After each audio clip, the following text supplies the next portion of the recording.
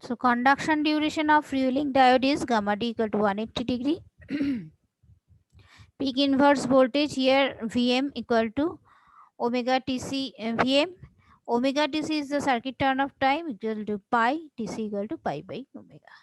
So average output voltage here is 1 by 2 pi, 0 to pi. Since up to pi, the main diode is conducting Vm sin omega t. So we'll get output voltage is Vm by pi, which is greater than V output equal to Vm by 2 pi 1 minus cos beta without freewheeling diode. So this is with freewheeling diode.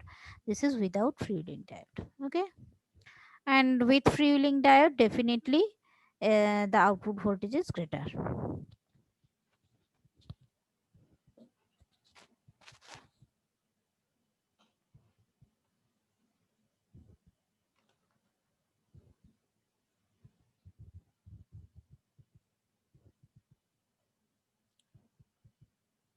Next is power factor, that is the power delivered to load by the source voltage into source ampere, the current.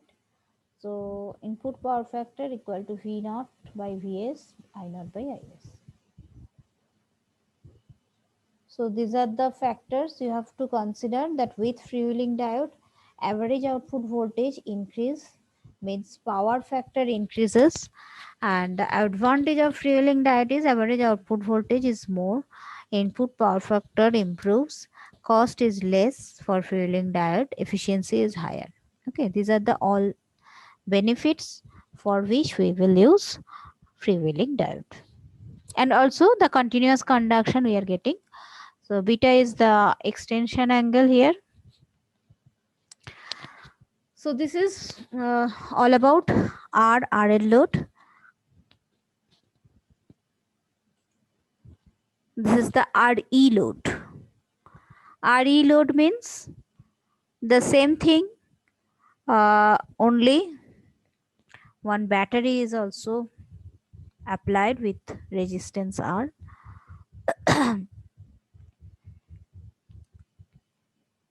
So one added voltage you can get in the output portion.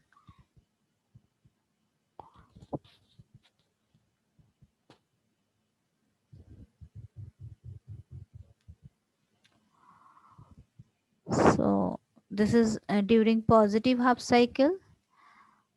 Before theta,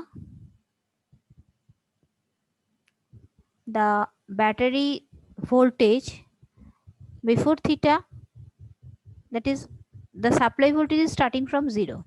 Okay, and after some times it reaches a value, that is it is a sinusoidal signal, so it is increasing exponentially. So before theta, the battery voltage is greater than supply voltage, so cathode potential is more than anode voltage. So what will happen? Diode is reverse biased initially. Now the voltage across load is battery voltage only. Now at omega t equal to theta, E is equal to Vs, that is equal to Vm sin omega t, or Vm sin theta, since omega t equal to theta. So sin theta will be E by Vm, and theta equal to sin inverse E by Vm. After theta, Vs is greater than E. Then the diode is forward biased. So up to theta, you can see the current is not conducting. Okay, zero current. Current starts conducting at theta, because up to theta, the supply voltage is lesser than the battery voltage. So current conduction could not be started as the diode is at reverse biased. Okay. So the output voltage will be equal to the battery voltage. So this portion you can see, this portion is as from 0 to theta, the output voltage you can see equal to E. After that, it will follow the supply voltage. Okay. So after theta Vs is greater than E, then diode is forward biased. So Vm sin omega t now is greater than E. Source voltage will appear across load. Okay. Source voltage now will appear across load. So output current will be equal to Vs minus E by R. And that is equal to Vm sin omega t minus E by R. Now when omega t equal to pi by 2, then we are getting the maximum voltage, maximum current IO peak which exists, and V output equal to Vm sin omega t plus E. Now at omega t equal to 90 degree, V output voltage equal to Vm plus E. Conduction duration here is equal to pi minus 2 theta, because here it is theta and here also it is theta. So 2 times theta value of amount of uh, duration, it is cutting. So um, circuit duration is conduction duration will be equal to 2 pi minus, sorry, pi minus 2 theta.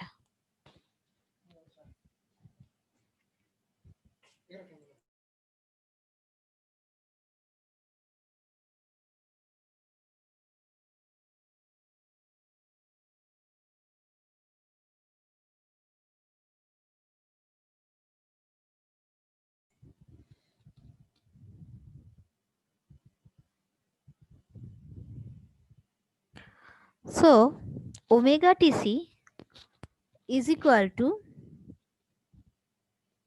2 theta plus pi, or tc equal to pi plus 2 theta by omega.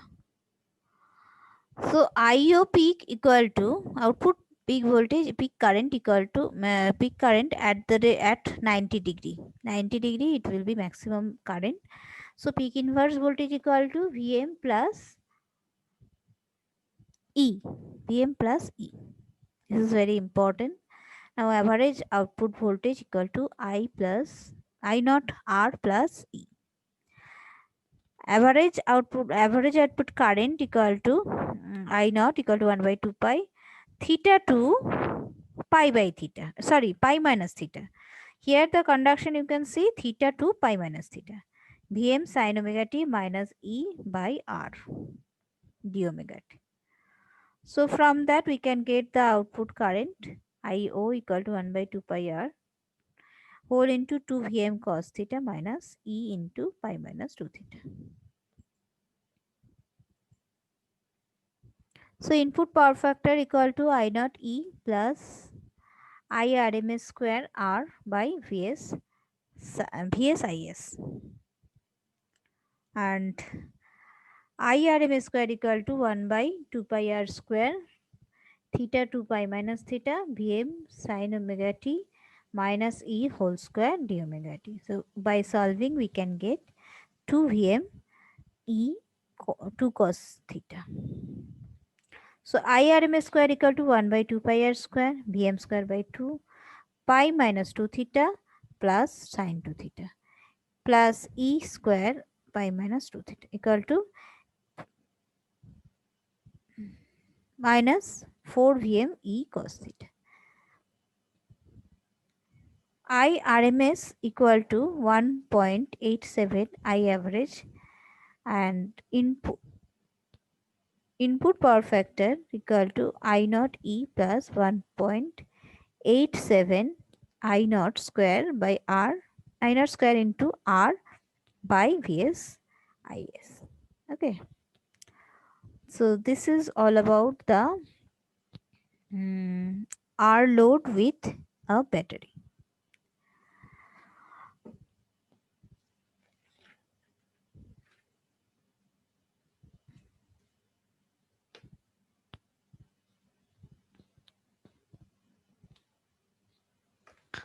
This is one of the problem solved.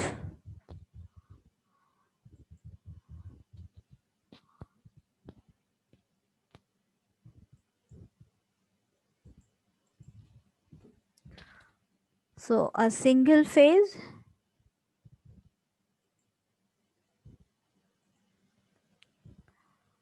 have uncontrolled rectifier is connected to the RE load as shown below. So 230 volt 50 hertz RE load, you can see 8 ohm and 50 volt. The input power factor, what is the input power factor that you have to calculate? This is the input power factor formula. I naught formula is this output current. So theta here is theta is equal to sine inverse E by Vm. So from that theta we can obtain I average is equal to 1 by 2 pi r whole into 2 Vm cos theta minus E into pi minus 2 theta. So from that we can get average value of current, and RMS value is this. Input power factor is 0.67.